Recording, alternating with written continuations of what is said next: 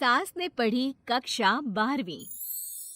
पाखी एक multinational company में काम करने के साथ सोशल एक्टिविस्ट भी होती है, जो ऑफिस खत्म होने के बाद शाम को घर आकर जरूरतमंद छोटे बच्चों को फ्री में पढ़ाती है। उसकी इस खूबी से बाकी लोगों के साथ सास भी बहुत खुश होती है। तुम सच में बहुत अच्छा काम कर रही हो बेटा, बस ध्यान रखना बच्चे आधे रास्ते में कहीं भटक ना जाए। भटकने से मेरा मतलब सिर्फ गलत काम करना नहीं है।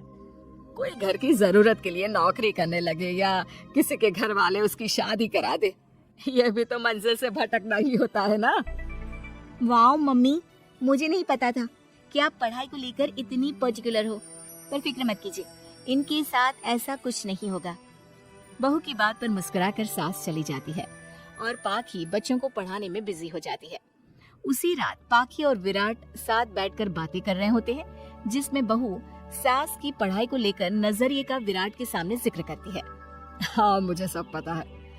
ऐसे ही नहीं ये नालायक लड़का इतना पढ़ लिया, वो मम्मी ही तो है जिन्होंने बचपन से खाना खाया या नहीं से ज्यादा पढ़ाई की या नहीं पूछ पूछ कर मुझे इतना पढ़ने पर मजबूर कर दिया।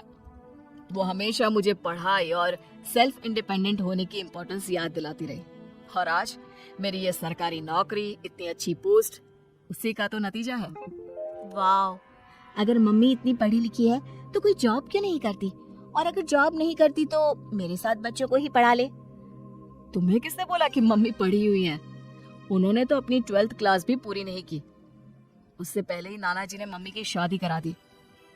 शायद इसलिए पढ़ाई और अपने पैरों पर खड़े होने को लेकर उनकी सोच ऐसी है, क्योंकि वो खुद ये सब करना चाहती हो। पत्नी की बात सुन के विराट भी सोच में पड़ जाता है। दोनों मिलकर प्लान बनाते हैं और अगले दिन बच्चों को पढ़ाते हुए पाखी उनके पास एक कुर्सी एक्स्ट्रा लगा देती है। ये एक कुर्सी ज्यादा किसके लिए लगाई है बेटा? कोई नया बच्चा आने वाला है क्या? हाँ जी, आज से मेरी एक नई बच्ची मेरे पास, यानी कि मेरी सास दोबारा पढ़ाई शुरू करने वाली है। अरे क्या पागल जैसी बात कर रही है? भला ये भी मेरी कोई उम्र है बच्चों के बीच बैठकर पढ़ने की? तू बस ना इनके भविष्य पर ध्यान दे, मुझ पर नहीं। मम्मी, सीखने की कोई उम्र नहीं होती, बस इच्छा होती है, और मुझे पता है कि आपके अंदर वो इच्छा आज भी जिंदा है। अरे तू बस अपने काम और इन बच्चों पर ध्यान दे। यहाँ बस सबको बोलने से मतलब है, किसी को नहीं सोचना। अगर बात बाहर निकली तो समाज क्या सोचेगा और परिवार का कितना नाम बदनाम होगा। मम्मी, आपने पापा और इस परिवार के बारे में बहुत सोच लिया। सबकी खुशियों के लिए अपने सपने बहुत कुर्बान कर दिए। अब ये वक्त अपने पर ध्यान देने का है। और जिस समाज की आप बात कर रही हो ना, उसकी तो आदत है हर कामयाब होते इंसान पर पत्थर मारने की। बेटी को भी बहू का साथ देते देख सास गुस्से में अपना सर पकड़कर बड़बड़ाते हुए वहाँ से चली जाती है। ये स्टूडेंट थोड़ी जिद्दी है, पर इन्हें मैंने 12th क्लास पास नहीं कराई तो मैं भी अपनी सास की बहू नहीं। ये देखने में तो मजा ही आ जाएगा। इसी के साथ पति पत्नी मिलकर सास को पढ़ाने के मिशन पर लग जाते हैं, लेकिन सास उनकी हर कोशिश को नाकाम कर देती है। एक शाम विराट अपनी मम्मी के लिए 12th क्लास की बुक्स लेकर आता है, जिन्हें देखकर इस बार सास का गुस्सा उन दोनों पर मानो फूट ही पड़ता है।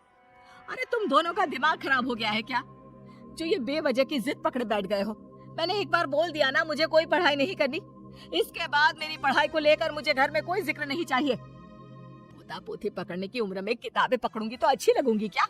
अरे परिवार का मजाक बन जाएगा। मम्मी, पोते पोती आप पढ़ने के बाद भी तो खिला सकती हो। और रही मजाक बनाने वाले लोगों की बात, तो उनके पास खुद का कोई सपना होता नहीं, इसलिए दूसरों की उड़ान रोकने की कोशिश करते रहते हैं। बस एक बार माँ, आप कोशिश तो करो। अगर अच्छा नहीं लगा तो हम दोबारा कभी नहीं बोलेंगे। बेटी की बात सुनकर माँ सोच में पड़ जाती है और ये सोचती है कि थोड़े दिन पढ़ लेती हूँ और उसके बाद पढ़ने में अच्छा नहीं लग रहा, ये बोलकर मना कर दूंगी। ऐसी प्लानिंग बनाकर वो पढ़ने के लिए तैयार हो जाती है। मौके का फायदा उठाकर तुरंत वे लोग सास का ओपन से 12th में एडमिशन करा देते हैं। मम्मी, आज से आपकी सारी जिम्मेदारी मेरी। अब तो आपका नाम टॉपर के लिस्ट में आने से कोई नहीं रोक सकता। ये मेरे सीधे बच्चे, इन्हें अंदाजा भी नहीं कि माँ का प्लान क्या है। पाखी सास को पढ़ाना शुरू करती है। दिन बीतते हैं, जिसमें धीरे धीरे सास भी कंफर्टेबल होने लगती है, लेकिन फिर पाखी एक सब्जेक्ट पढ़ने के लिए ट्यूशन जाने का सजेशन देती है, जिस पर बहुत गुस्सा, ड्रामा करने और पाखी के लाख बार मनाने के बाद एक बार फिर सास तैयार हो जाती है। थैंक यू मम्मी, आपको नहीं पता कि आपका 12th क्लास पढ़ना हम दोनों के लिए कितना जरूरी है। अब ये सिर्फ आपका नहीं, हमारा सपना भी बन गया है। बहू की बात सुनकर सास अपने प्लान को लेकर सोच में पड़ जाती है।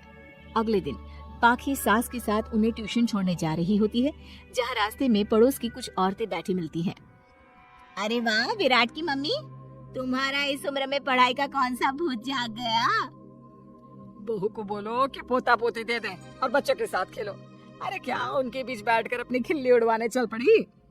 आंटी जी, जब सरकार या भगवान ने सीखने की कोई उम्र नहीं रखी तो आपको क्या दिक्कत है? अरे देखो तो जरा, बहू की जुबान कैसे कैंची जैसी चल रही है। अब सास घर संभालने की जगह इन सब चीजों पर ध्यान रखेगी तो बहू के तो ये हाल होनी ही है ना। देखा बहू, इसलिए बोलती थी, अरे खाली दिमाग वालों से बहस नहीं करनी चाहिए, क्योंकि वो जब भी मुंह खोलेंगे गू ही बोलेंगे। उदाहरण तो तुमने अभी देख लिया। वैसे बहन, मैं तो अपना सपना पूरा कर लूंगी, लेकिन क्या यहाँ बैठकर पंचायत करने के अलावा तुम लोगों का कोई दूसरा सपना भी है? सारी औरतें चुप हो जाती हैं और सास बहू चले जाते हैं। अब सास के अंदर पढ़ने की इच्छा जाग उठती है और वो अपना प्लान छोड़ मन लगाकर पढ़ाई करना शुरू कर देती है। देखते ही देखते 1 साल बीतता है और बोर्ड एग्जाम शुरू हो जाते हैं। मम्मी, एग्जाम के लिए जाने से पहले जल्दी से ये दही शक्कर खा लो। अरे चल पागल, ये सब बच्चों के लिए होता है। अभी आप भी हमारे लिए स्कूल में एग्जाम देने वाली बच्ची ही तो हो। बच्चों का प्यार देखकर सासू माँ खुश हो जाती है और दही शक्कर खाकर विराट के साथ घर से निकल जाती है, जो मम्मी को एग्जाम सेंटर पर छोड़ ऑफिस चला जाता है। इसी तरह समय बीतता है और एग्जाम खत्म होने के बाद देखते ही देखते रिजल्ट भी आ जाता है। मेरी टॉपर माँ, तुमने तो तहलका मचा दिया, हर तरफ तुम्हारे ही चर्चे हैं। घर वाले ये खुशी मना रहे होते हैं कि वही औरतें उनके घर आती हैं। अरे पंचायत की टोली, आज मेरे घर कैसे? बस तुम्हें सॉरी और थैंक यू बोलने आए हैं। उस दिन तुम्हारी बातों और आज तुम्हारे काम ने हमें ये सिखाया कि सपने पूरे करने की कोई उम्र नहीं होती। इसलिए अब हम भी शादी, परिवार, बच्चे और न जाने कितनी वजहों से अधूरे छूटे सपनों को पूरा करेंगे बहन जी।